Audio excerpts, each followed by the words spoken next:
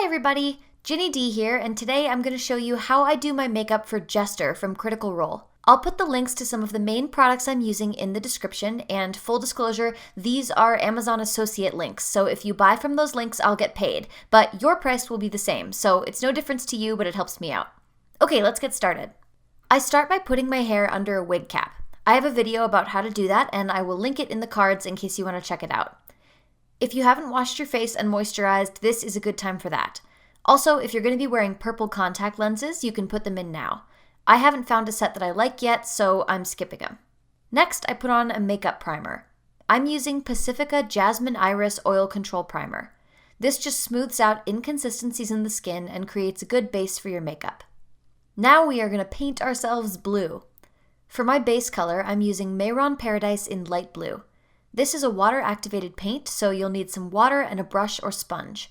I use a little bit of both. I start with a brush because I find that it gives me fuller coverage. Try not to use too much water because that'll make the color less intense and make the paint really runny. One of the main downsides of using a water-activated paint is that it's nearly impossible to do a second layer without screwing up the first layer. The more you try to put paint on one specific area, the worse that paint will generally look. So try to get a very thorough first layer down as quickly as you can. Then I get a makeup sponge and go back in to try and cover up areas that look thin. My thought process here is that since you can pat with a sponge, it's easier to add a second layer without messing up the first layer. I don't know if that's actually true, I am definitely not an expert. This is a good time to use some powder or setting spray to keep the paint in place. I'm using L'Oreal Paris Infallible Makeup Setting Spray.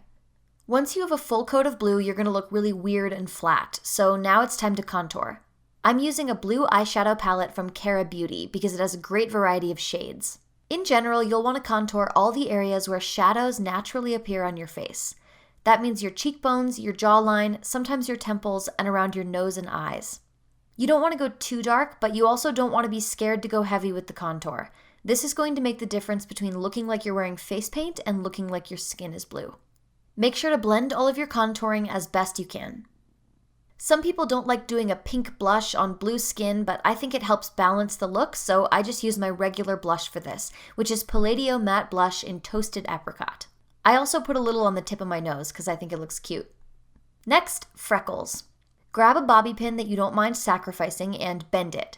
Now poke the end of the bobby pin, which should be covered in a little blob of plastic to prevent you from stabbing yourself, into some powder eyeshadow.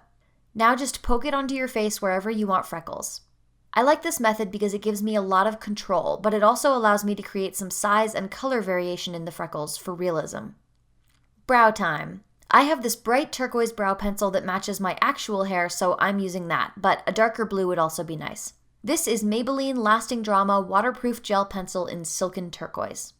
Now I take a liquid eyeliner. This is Revlon Color Stay in Blackest Black, but to be honest, I'm not a huge fan of the size of the brush, so I would recommend NYC liquid eyeliner for a more precise tip. And I just do a regular old wing. Next, I toss a little highlighter onto my cheekbones and the tip of my nose to just make the skin look a little more alive. I'm using e.l.f. Baked Highlighter in Moonlight Pearls. Clean up your blue lashes with some mascara too. I'm using Maybelline Colossal Spider Effect and I heckin' hate it. Don't buy it. I'm not even going to link it. Then I use a white pencil on my lower waterline to brighten up the eye and cover up the pink. I follow that with some mascara on the lower lashes. Now for some false lashes. I'm using a super old trimmed down set from the Oh My Lash Sweetheart collection. I believe these are the Barbara lashes, and Ardell Lash Grip Eyelash Glue. Finally, the lips.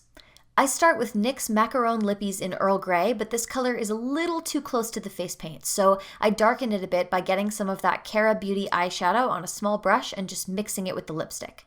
And that's it for makeup. Time for the costume. Jester has blue hair with bangs, so first I put on a wig.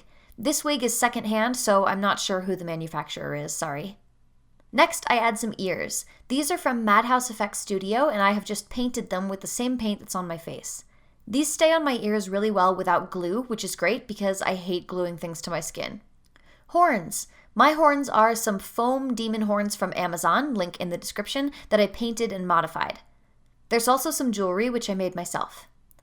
Finally, Jester has fangs. I'm using the Scarecrow Deluxe Vampire Fangs in size small. These come with a little molding putty so you can fit them to your own teeth once, after which you should be able to take them off and put them back on quickly and easily without any adhesive. Now I'm just putting my gloves on to complete the look.